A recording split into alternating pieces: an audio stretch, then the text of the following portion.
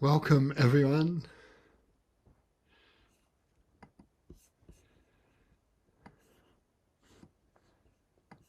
Nice to have you here.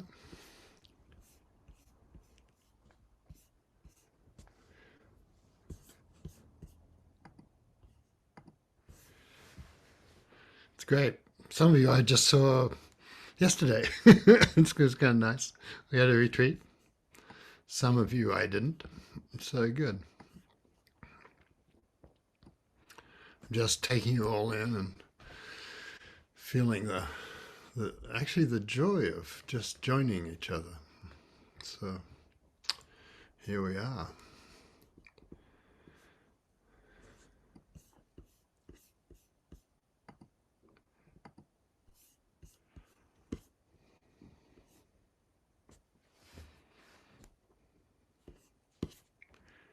So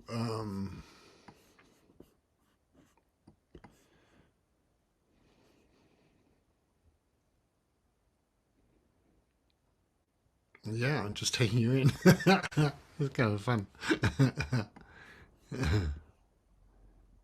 have this absurd happiness comes over me when I'm entering meditation. So it's one of those things. It's a shiver of happiness. Well, let's. I will meditate a little bit and just like sit with we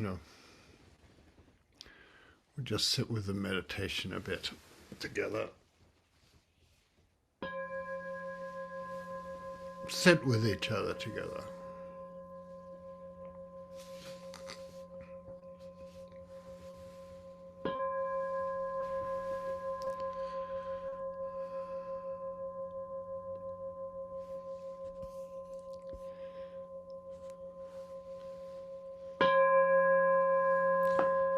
Sound of the temple bell.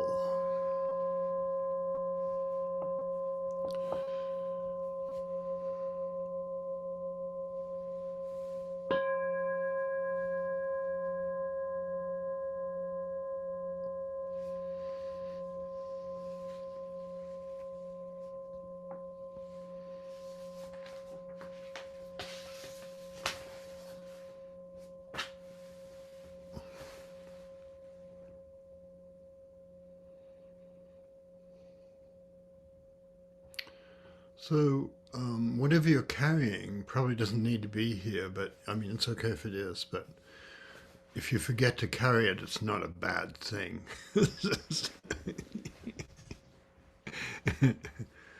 All the many things we have to be worried about,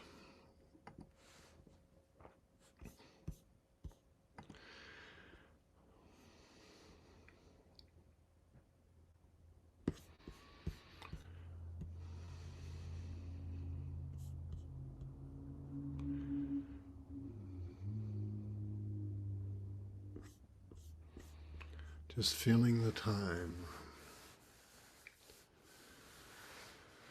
When in doubt, try being here. I've heard that somewhere. So it's fun. It's fun just to be here.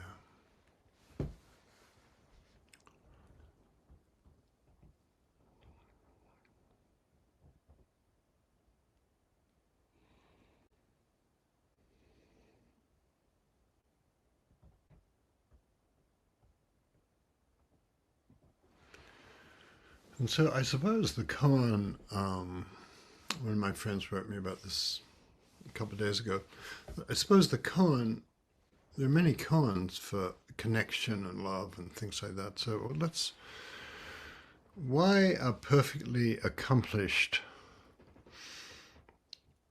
why do perfectly accomplished bodhisattvas and saints, why don't they sever the red thread that connects us? Desire and love and things like that. Why don't they sever the red thread?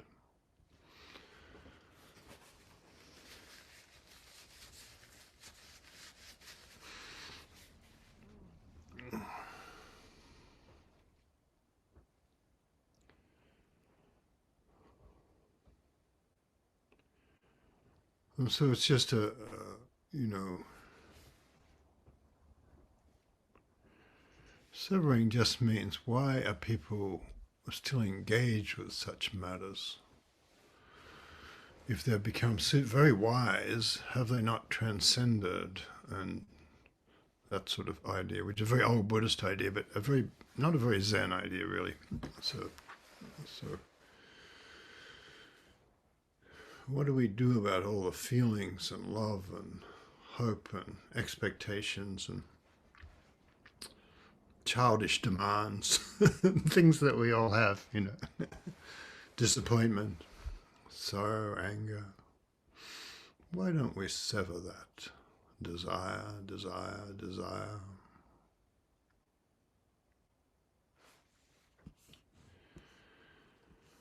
So just, a comment like this, you just have the sense of inquiry and the sense of inquiry about it, really. Wonder.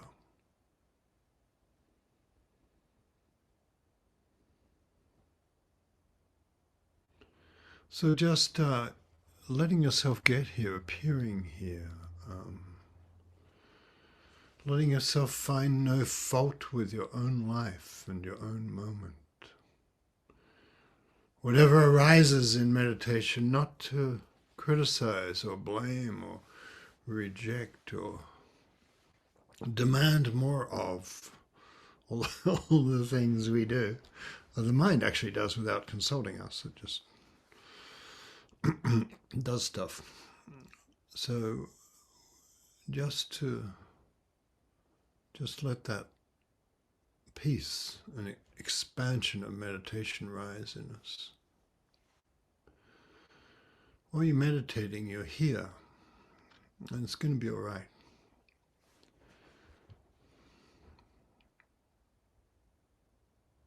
Good to know. It's going to be all right.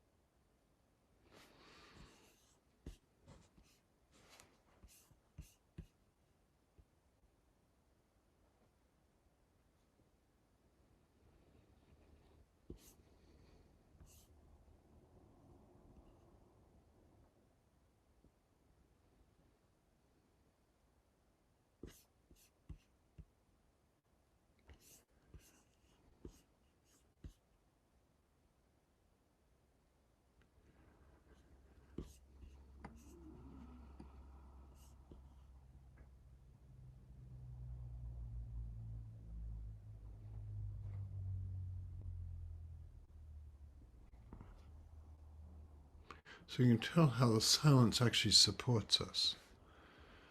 And the other people here support us because we take ourselves more seriously when other people are doing the same lunatic thing that we're doing. And, and it's rather great, It's rather great not to be thinking the thoughts we always think, or not to be taking them seriously.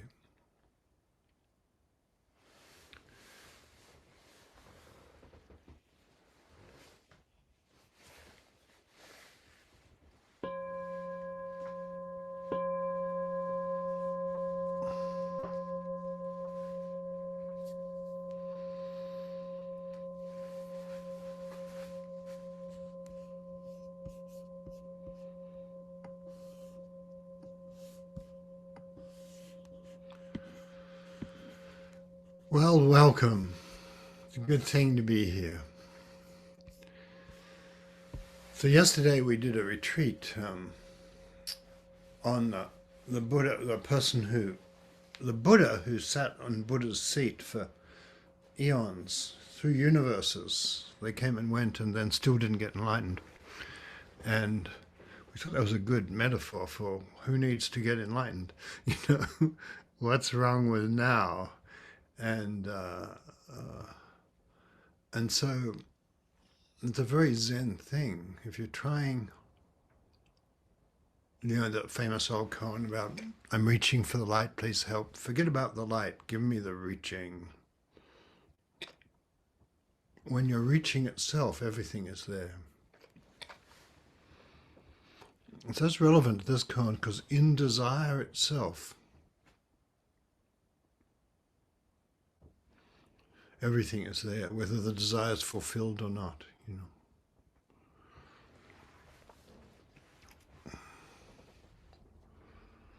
And in a way, it's for you. Everything you want is for you. Robert Creeley, love comes quietly, finally drops around me, on me, in the old way. What did I know, thinking myself able to go alone all the way?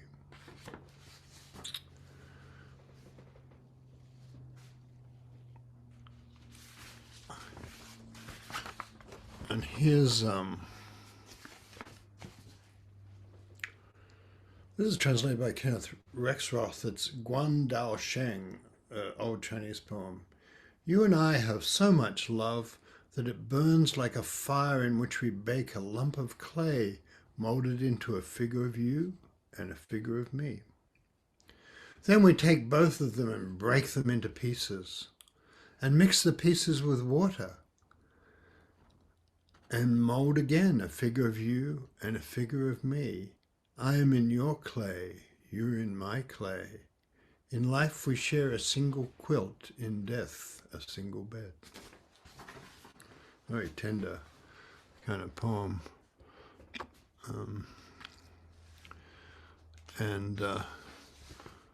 When I hit asked for weddings on my, inquired of my hard drive, and then he came back with a poem I wrote some time ago.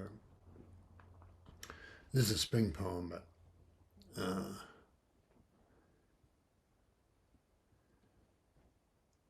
it's about life and being surrounded. The ceremony of spring, bird and flower filled beyond reasons, is winding down. Delirious roses climb trellises and foam over. Golden-crowned sparrows have taken their round, fattened-up bodies and their haunting songs off to their Alaska grounds. Quail walk around the flagstones talking to themselves like my great aunts used to do. Big hawks take turns hunting and harrying the small ground creatures.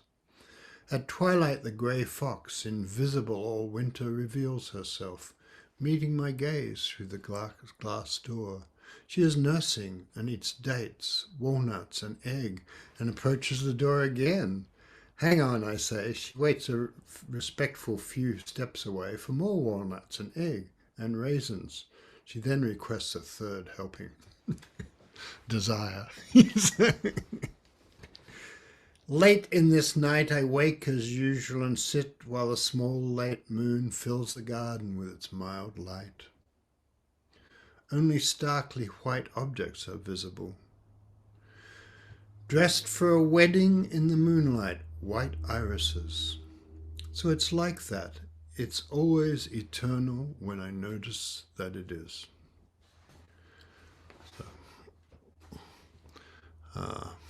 Okay. So, and I think there's just no, here's an ancient Egyptian love poem, translated by Michael V. Fox. I think it's the guy speaking, but this love is as good as oil and honey to the throat, as linen to the body, as fine garments to the gods, as incense to worshippers when they enter in, as the little seal ring on my finger. It's like a ripe pear in my hand. It's like the dates we mix with wine. It's like the seeds the baker adds to bread. We will be together even when old age comes. And the days in between will be food set before us, dates and honey, bread and wine. So, there we are, eh? Some things are kind of eternal, like, since that's, I don't know, that's very old though. It was written in hieroglyph, deciphered from a tomb. So, here's a more theory kind of based one, which is real, and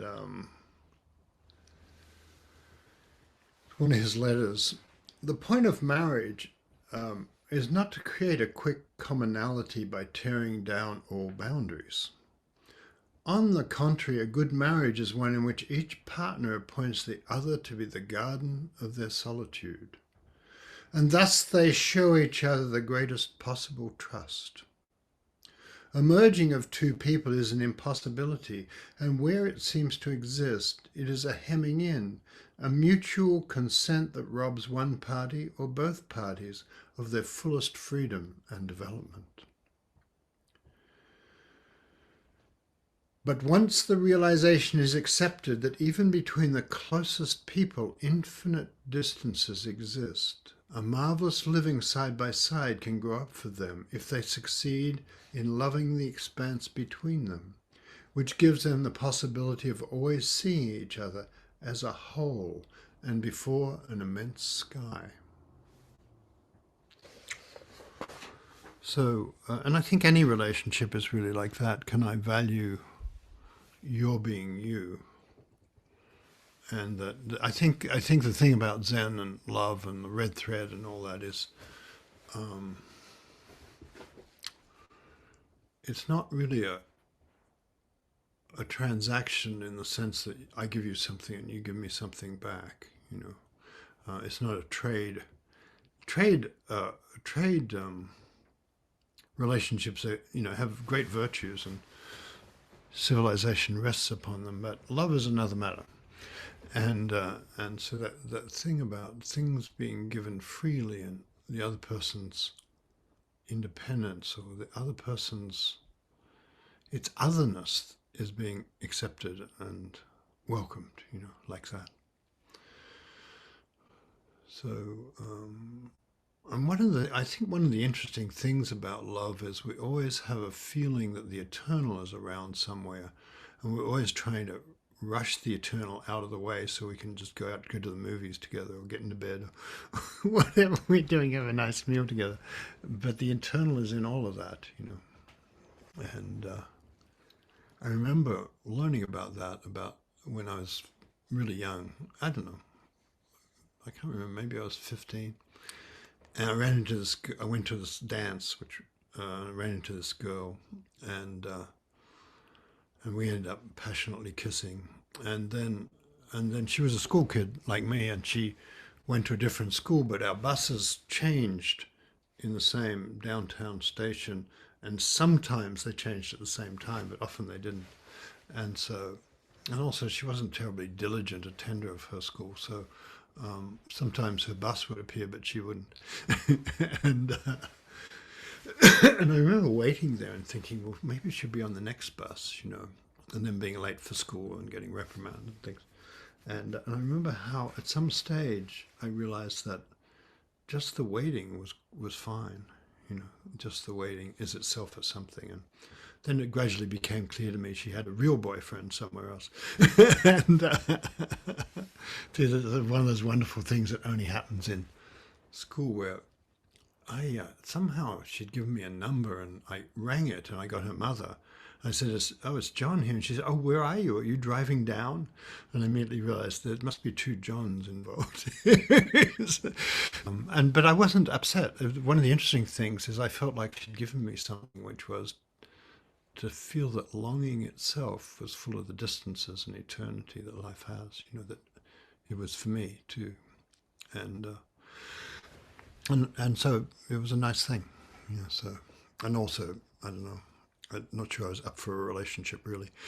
That thing of like, one of the things we give each other is that sense of wanting things, whether we get them or not. That wanting, like, holding someone in your heart and loving them is enough. Like I don't know if she's still on right now. Let me see. I bet she is. Maybe she dropped off. My daughter's driving down from SeaTac from Seattle today because she has COVID and can't get on a plane. And so we're all like half of the house still ready for quarantine, but and things like that. But that's part of it, the relationship, isn't it? Like there's no problem with that kind of thing. And so there are endless complications. One of the things to say about love is it's full of complications because at the same time she has a crew of people coming here today that she's supposed to be directing to prepare for Burning Man, which is there's a whole lot of gear in my barn for her crew that I try to know nothing about, and so and so everything's always entangled, and the complications and Alison was and then Alison was cleaning out her room and putting flowers in. And then we went and shopped for her crew, which I don't know if it's a good idea, but that sort of thing. So you end up doing all these things because love, and it's all right. It's nice to do things, like that. It's nice to have people who inconvenience you. That's part of love, really. Being inconvenienced is a great spiritual discipline. So here's Rilke again. This is one of his French. Rilke was a pretty good French poet, actually, and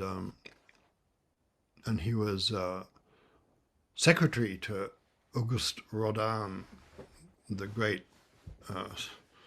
powerful, energetic sculptor who had nothing in personality like Rilke. Absolutely nothing. Nothing in his art. Nothing like Rilke. But he did say to Rilke he had to observe the world, and it really helped Rilke. Secret fidelity. This is translated by Poulan. In this life of neglect, is there anything desired by those who have never understood? By those who have never understood how all things support, answer, and attract each other in an infinite exchange. Since childhood, however, I've admired how in this open world no sustained glance, no smile, not one tenderness is lost. All comes back to us if it isn't stopped, each heart according to its own rhythms. Will run the whole course, each heart according to its own rhythm will run the whole course, the complete tender round of its secret fidelity. I just got a note from Serafina saying, I am here. Good. So we can tell that in the monastic life, there's a lot about don't get involved with matters of the heart. And often that comes down to don't get involved with sex and desire and things like that in the monastic world. I knew enough about monastics growing up to realize that if men weren't dating women, they still dated each other. And so it wasn't, and if women weren't dating men, they dated each other. And in fact, maybe they'd gone into these places because there were more women opportunities there. And so you could tell that somehow it wasn't the literal thing. And yet many of those people led really sacred lives, I felt, And so the thought that in somehow you have to have freedom, and if you have an idea of purity, you have to have that, and spaciousness and fluidity of heart inside the life you have, inside the world you have. So exactly, the time when, you have this friendship that makes you feel wonderful, and then somehow your friend does something that makes you feel terrible, and you have to have your peace and love and attention inside that. And then the life comes and instructs you what to do about things. If you're really listening, that's what life does. This is Philip Larkin, who's one of those really good writers who's curmudgeonly and prejudiced in 25 ways and in English.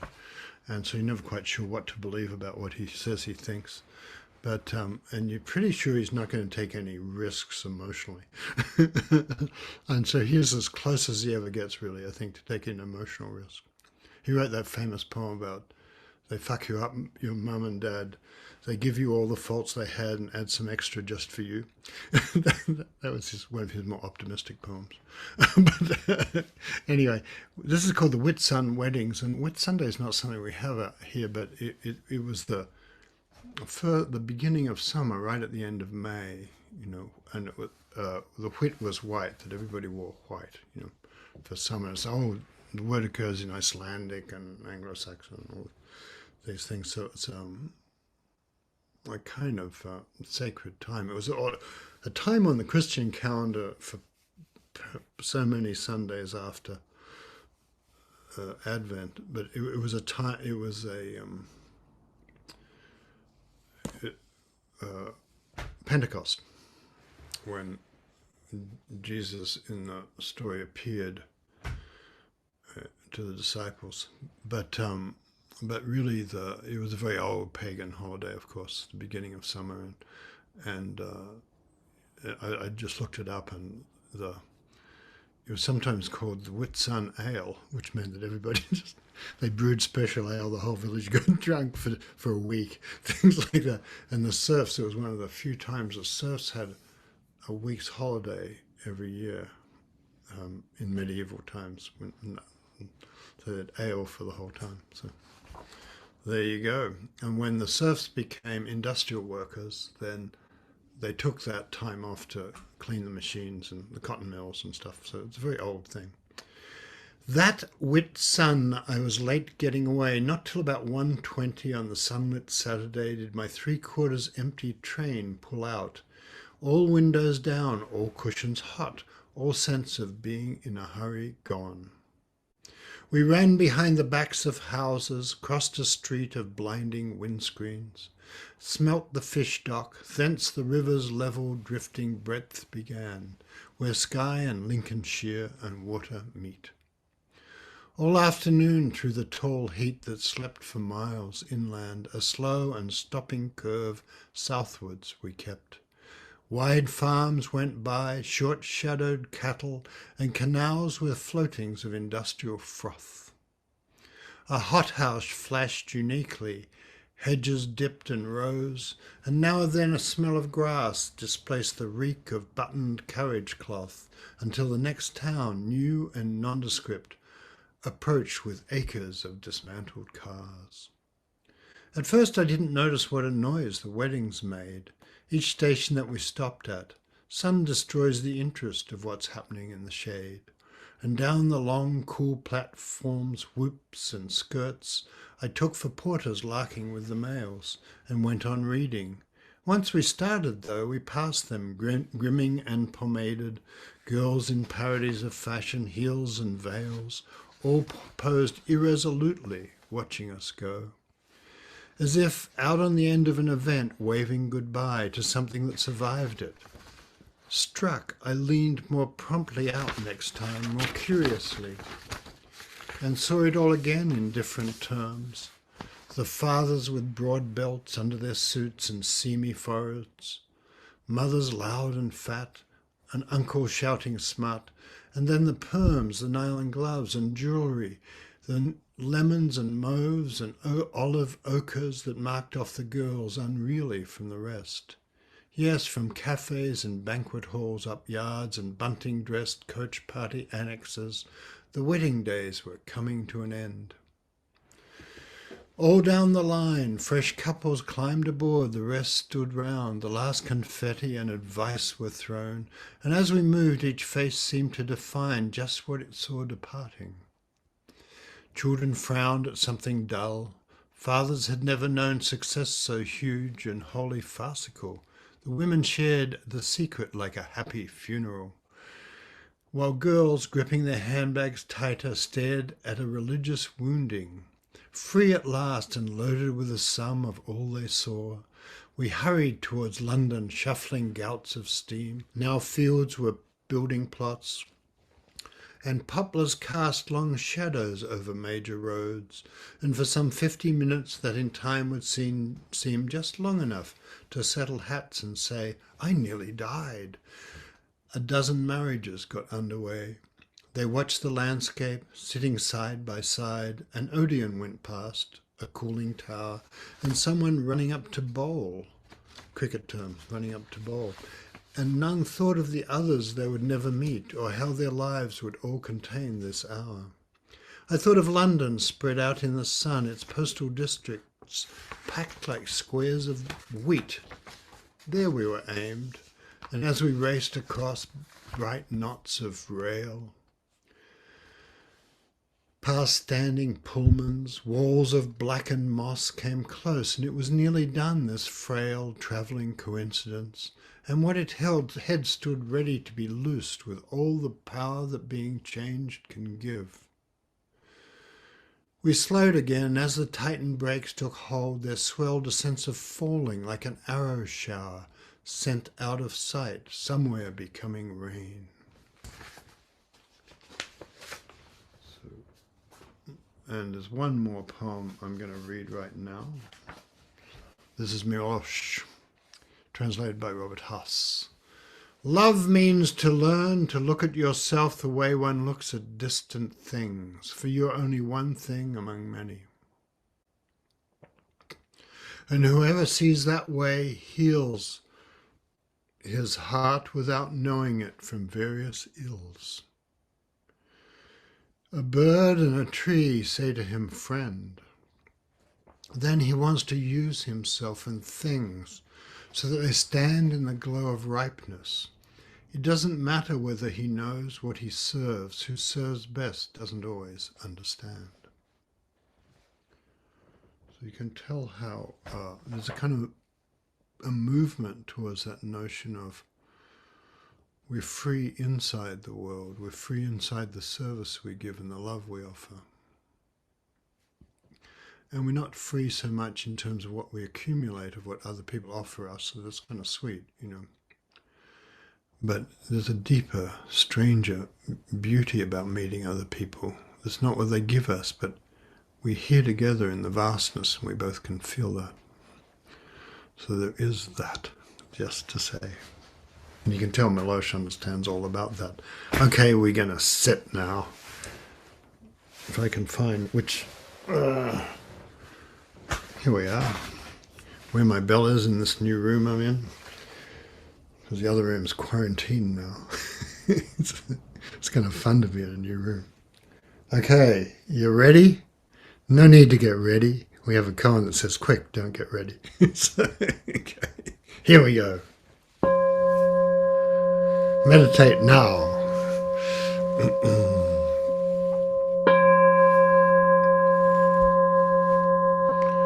The sound of the temple bell.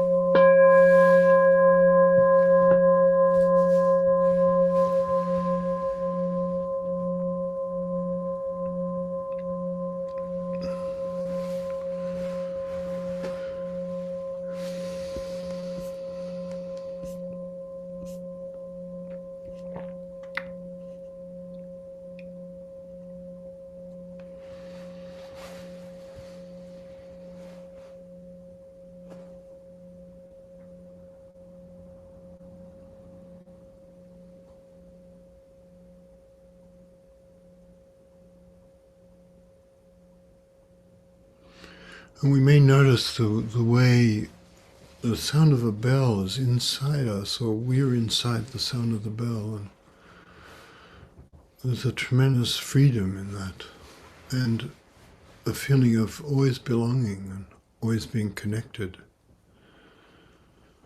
And that's the beginning of realizing, oh, it's like that with another human being. always belonging and always connected, something to do with love.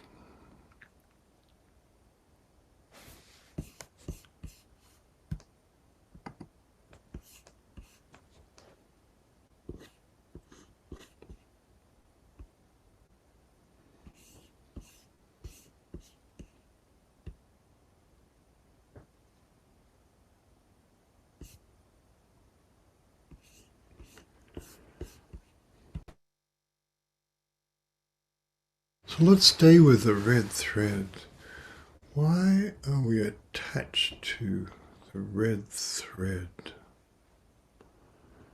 The heart, the redness, all that stuff. Desire.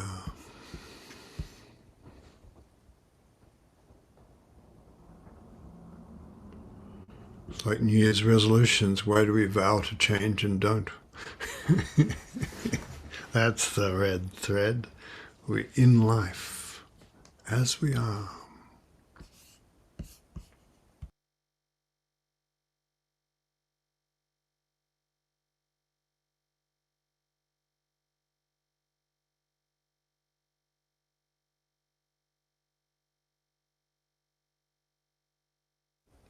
So here we are in the temple.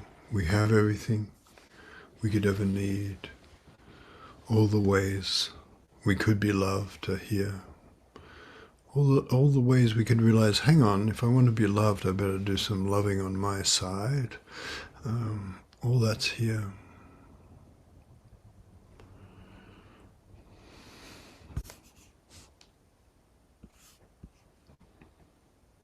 So, in a way, to treat our own life with respect is a good thing.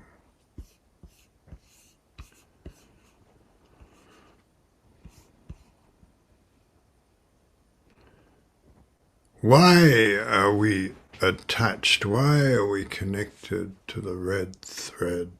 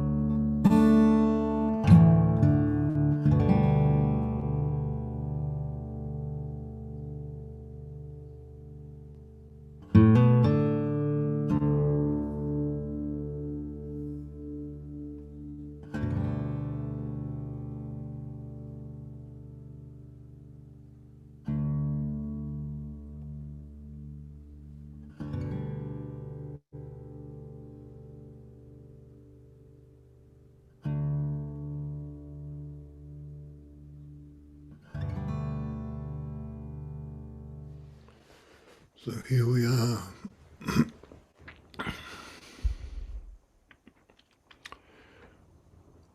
meeting heart to heart. Why are we attached to the red thread?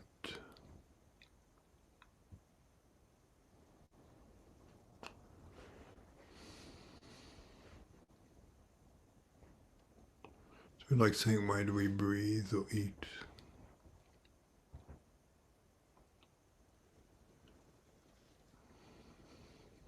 But why?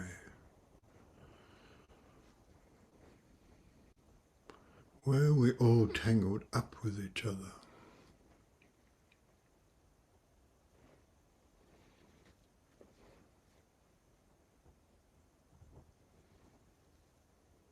The red thread, why do we love to be all tangled up with each other?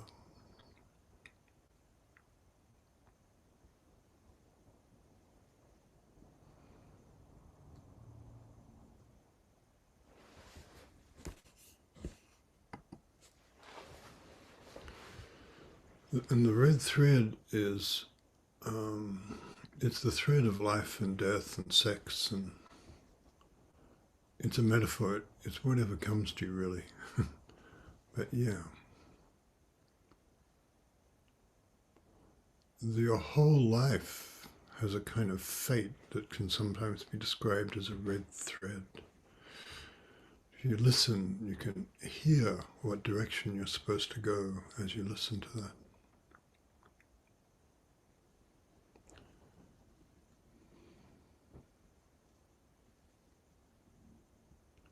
Love and desire, and longing and quarreling and making up, the red thread.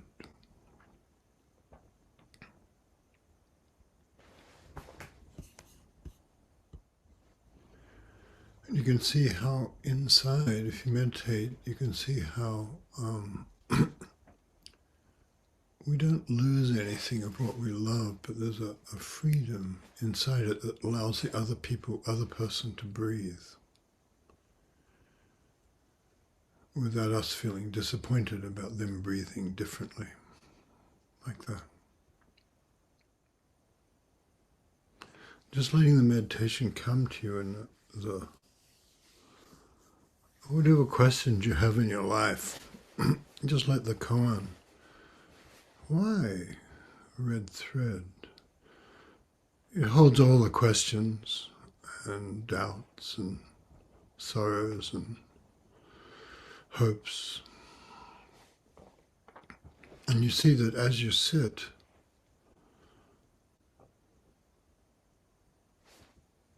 things fall away, fall out of the mind, and there's a greater freedom.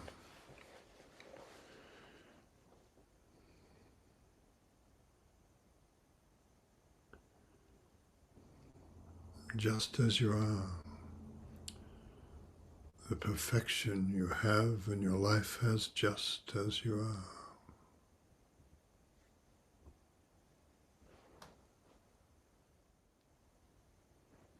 So just let the meditation carry you, and let yourself enjoy it. Whatever we experience in meditation, that's what it's like being me.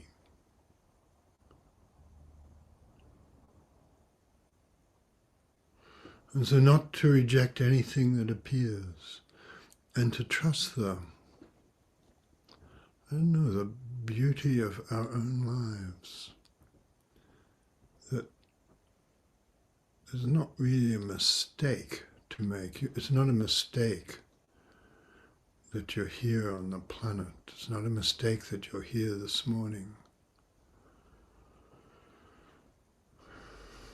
You're not doing the wrong thing in your life. And then gradually we get free of the voices that order us about and are really just hypotheses in the mind. Why? Why attached to the red thread? Why the red thread? we could tell some questions are really just remarks.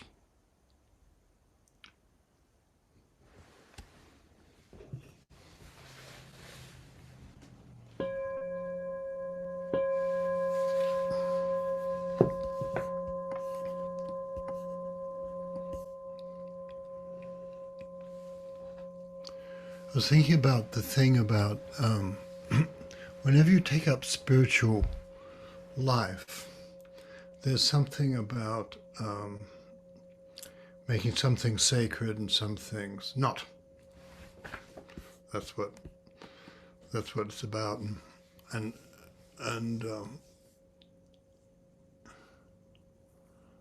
so in Zen, there's often an emphasis on the place you thought wasn't sacred is. There's a lot of jokes about shit, for example, in monasteries, because monasteries so the most poignant cases. There are ways you see in the culture when people are anorexic, they're trying to transcend the bodies. There's some sort of attempt to transcend the body and just be a dancer who is just air and things like that. I don't know what the metaphor is, but. And I remember a couple of people when I was first studying Zen and was living in Hawaii, and there were a couple of people around the Zendo who were not connected in any way. But one of them was this very elegant woman who did Japanese tea ceremony, and I said, "What happened to her?" And she was very thin. I said, "What happened to her?" Well, she became a breatharian, and just a breatharian is somebody who lives just on breath and doesn't eat. And naturally she died, And so it's a certain sort of thing we do. And then another guy I knew who was an astronomer, and I used to sit with a lot, and a really brilliant guy. But his life hadn't completely worked out for him. Hadn't got the job he wanted, things like that. But he became a breatharian too and died too. And you couldn't say to him, "Don't you realize that being a breatharian is not a plausible path in this life?" And so the ways we try to transcend, I would say that's a literal way of transcending, and the Zen way of finding the shining reality of things is we're in the middle of it now. It's not somewhere else. We're always. It's not somewhere else. Buddha's not going to be some other person. So if you look, you can I don't know, can you see yourself in your Zoom mirror? Look at yourself. Buddha. Stuck with that. That's what Buddha looks like in this incarnation. Hold up your hand. You see me do this. Hold up your hand. Don't be chicken shit. Hold up your hand. Look at your hand. Whose hand is that? Buddha's hand. There's a koan that goes, "How is my hand like the Buddha's hand?" Now that koan's ruined for you now. Now you know. Enjoy it. Enjoy your hand, Your eyes, your tongue, everything you taste. I did it with some help from Joan Sullivan, but I did a wedding ceremony for us that, because Zen in Japan doesn't do weddings that much. It mainly does funerals because, interested in the last matter, not the middle matter sort of thing. And I thought, it's not like that for us. So, and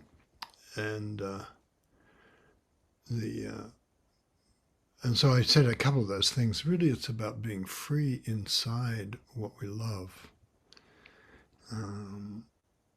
And love isn't about what you need. It doesn't say, "I'll love you, and in return, you will give me this." Love doesn't want things or need things. It is here already before needing things appears. From the point of view of love, this moment is already perfect right now in the middle of, this is a wedding ceremony, in the middle of this wedding. And everyone has what they need. Love steps out of the thoughts and stories that make things hard, and then your own marvelous life has become shared. Love means feeling the time, which always means this time, now. So there's plenty more of that in a wedding ceremony, but there's that nice thing about exercise of like with a friend or with somebody you care about, just have tea with them. Even with an enemy, probably, just have tea without any agenda. Just have tea and spend time together. It's a profound thing because then you realize, oh, everything's a meditation. My quarrel with my friend is also can be a meditation. I can lift my agenda like that. So what I want to do, I think, is hear from some people. Tess Beasley, would you have anything you want to say about such matters? I don't think I was quite as bad as a breatharian, but I was thinking about a time that in my young life when I think I tried to deal with everything by cutting the red thread, and like to the extent of really trying not to need anything from anyone or need anything at all, and not have any sugar or caffeine or meat or like anything that would. It's almost like I was just seeing if I could, I guess, yeah, transcend, purify my existence, but really try, no, try to think I could maybe stop pain that way or stop anything disturbing that way. And instead, I would get these torrents of writing that would come out of me that were just full of these volcanic, uh, passionate images, and it's like I would almost just come, like they would erupt out of me like in the middle of the night. And I thought, I don't think this is going to be the way. But I was also thinking, like, one of the things about the path seems to be coming to grips with just how much you care for the world. Like, how much, like, I'm always astonished how much love I feel for people I don't know at all. Like this morning, I took a long walk along the pier.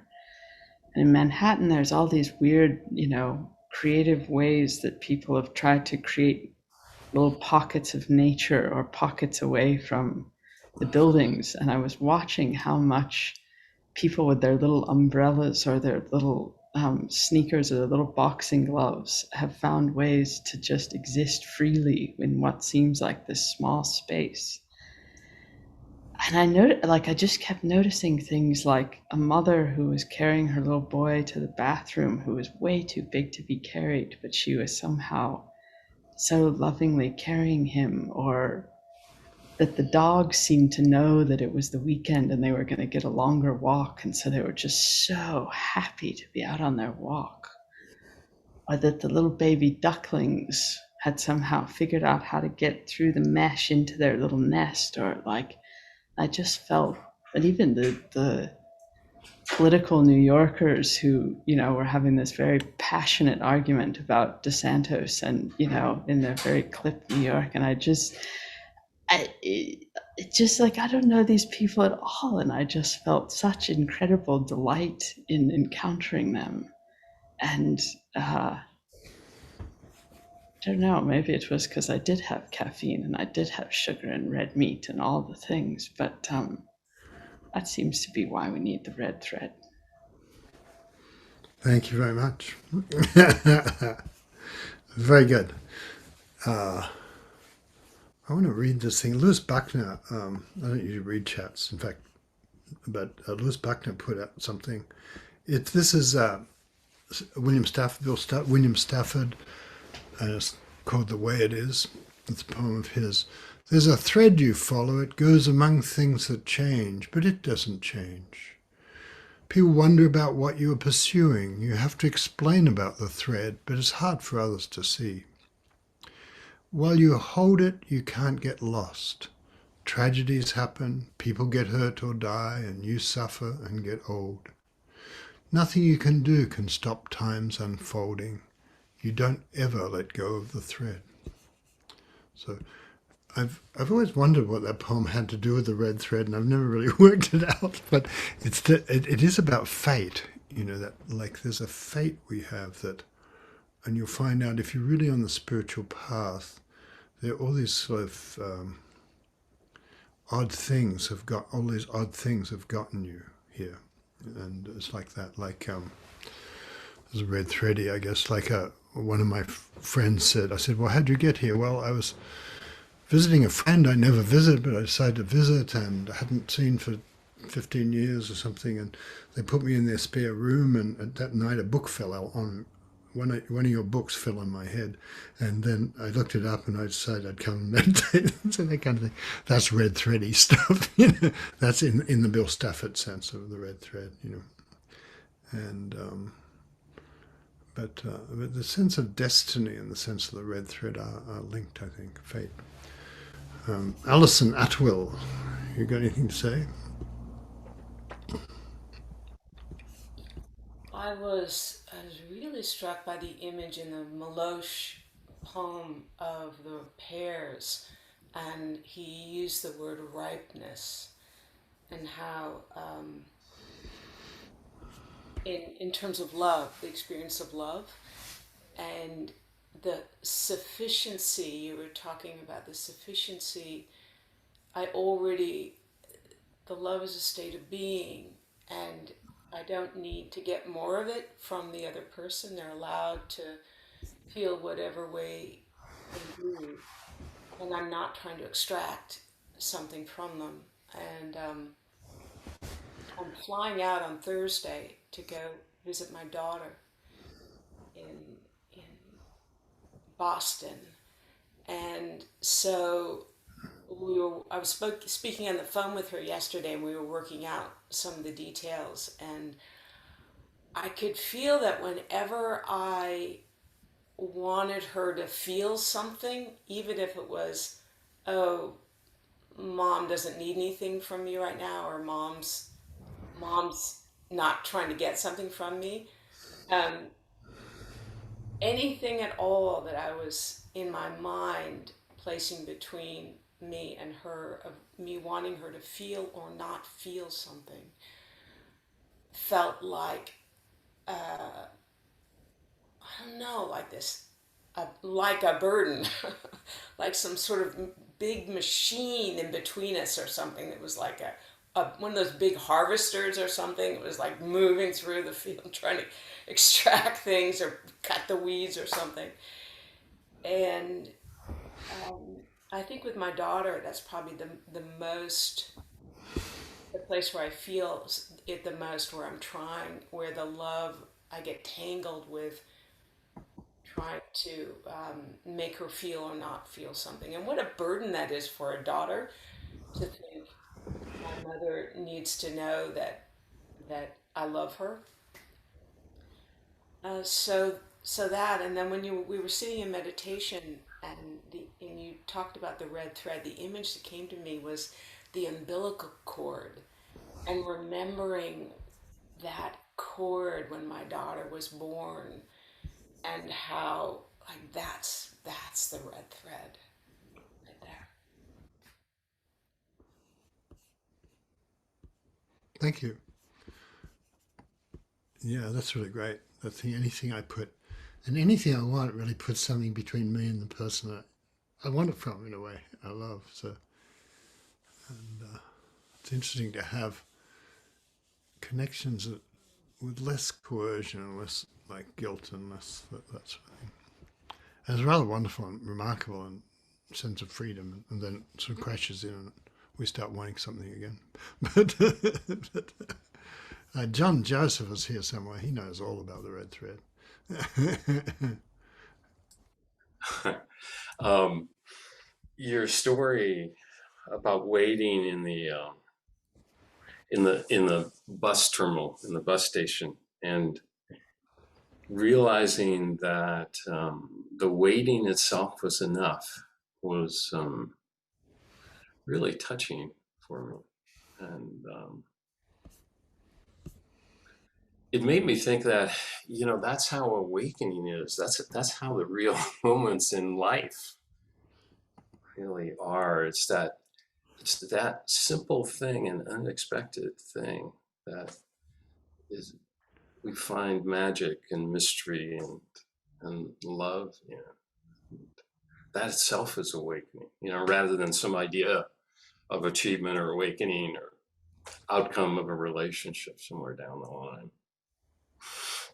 It reminded me of a girl. I was just a little bit younger than maybe 15 in high school, and how I liked her, and I rode my bike over to her house to see her, and her mom was her name's Leslie, but she's probably not on this call. I don't know. Hi, Leslie, if you are.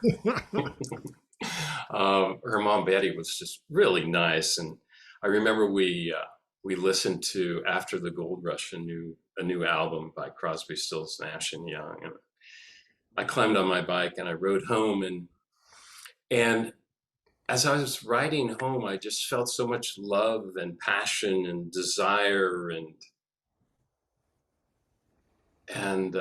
I didn't even have words yet to attach to define that. And as it turned out, that was the highlight of our passion life. Even though we knew each other for a couple decades, went to the same college, and I got to know Cliff, who was her boyfriend, became her husband, and then we kind of had our own families and lost touch. And Betty, her mom, moved in right next door to my mother and became fast friends. This was when my mom, and they were in their 80s, at the time. So Betty says, well, you should really call Leslie. You guys should keep in touch just to say hi. She was still with Cliff, and she had a couple of girls. And so she gave me the phone number, and it kind of sat on my desk for about 5 or 6 years, washing around the tide of my papers. And then I gave her a call, and I left a message. I said, hi, Leslie, how are you? Give a call back. And I never heard from her again. So that thread, though, continues, even so. That's wonderful. Thank you. That there's something so wonderful about that teenage crush thing. And okay, I think let's sit a little bit more.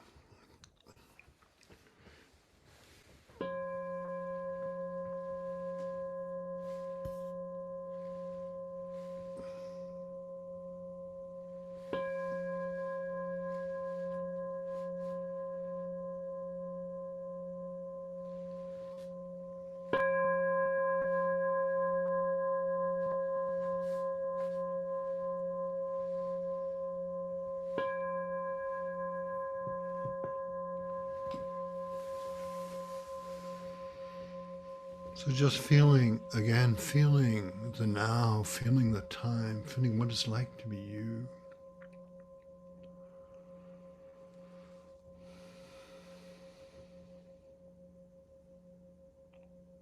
What it's like to be here and loving this life, if that's what is in you.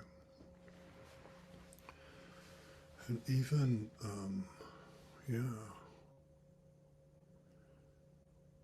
even the sorrows and anxieties of life, if you turn into them, they're full of the light.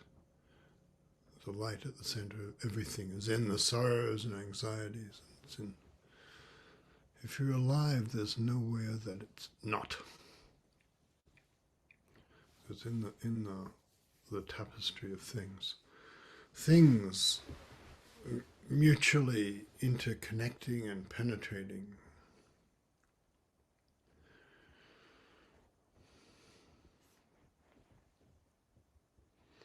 So just let the meditation come to you and see what happens.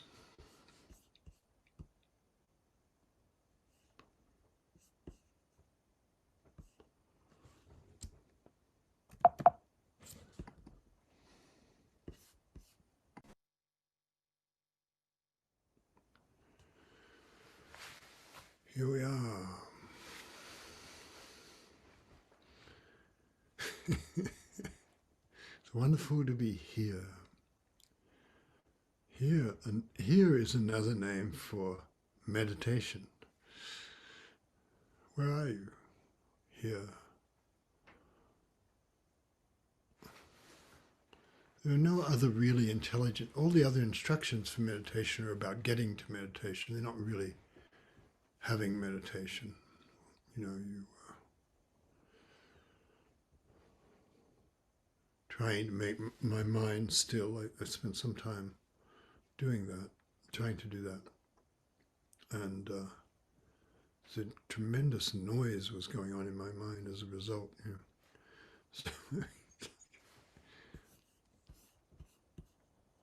let's have silence, and we get noise.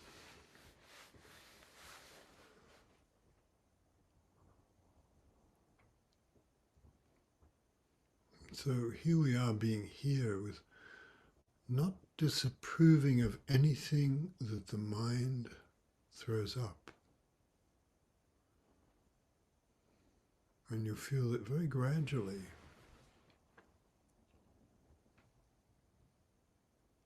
Or maybe not gradually, suddenly. Things shift.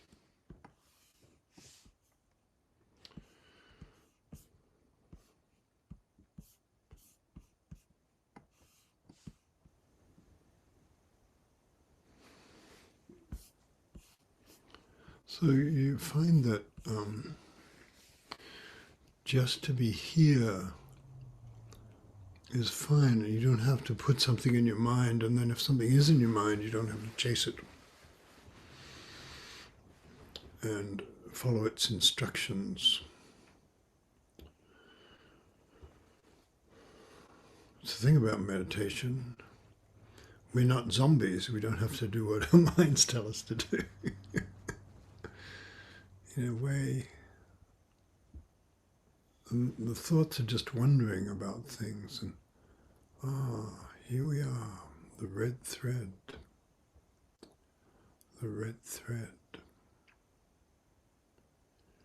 trusting our connection to life and love.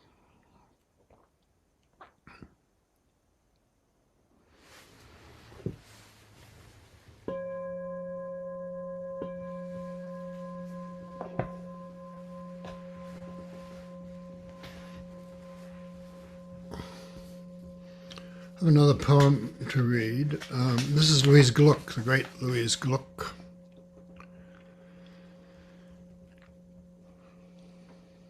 I think a thing about her work is she could always see the vast background.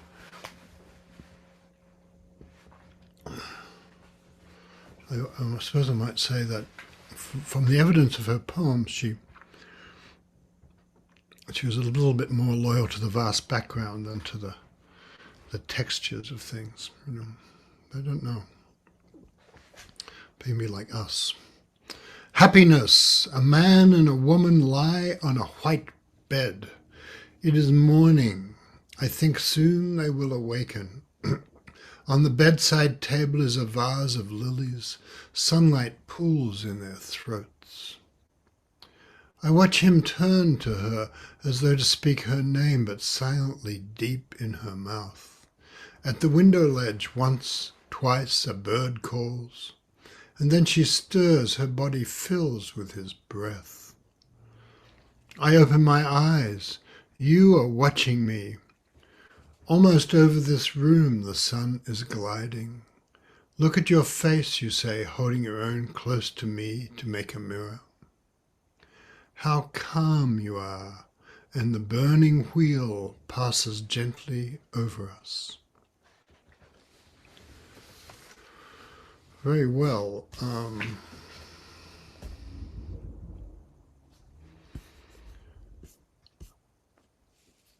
don't think Serafina said she's on, but I think she's busy doing randori with whoever's on I-5. So we'll leave her alone. And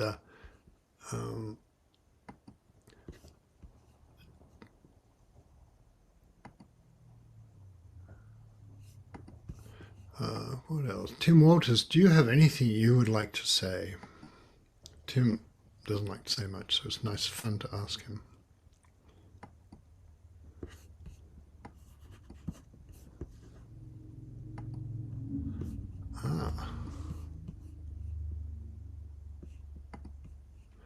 not apparently.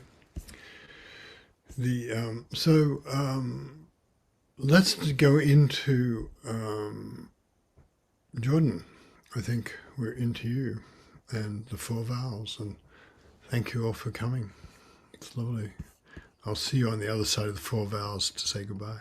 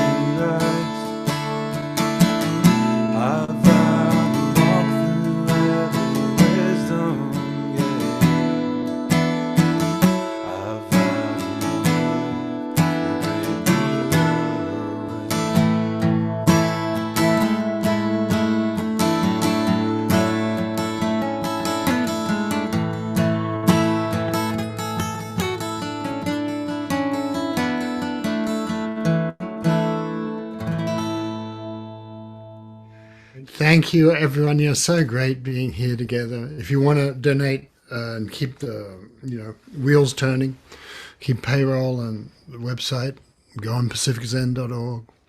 And also, we just always provide it free, so nice to have you here. And all good wishes, and I'll be here next week. And yeah, enjoy the summer, the madness of summer, fire season, swimming, all things. And those of you who are not, like Eduardo's here from Chile, it's definitely not summer in Chile. So wherever you are, that's for you.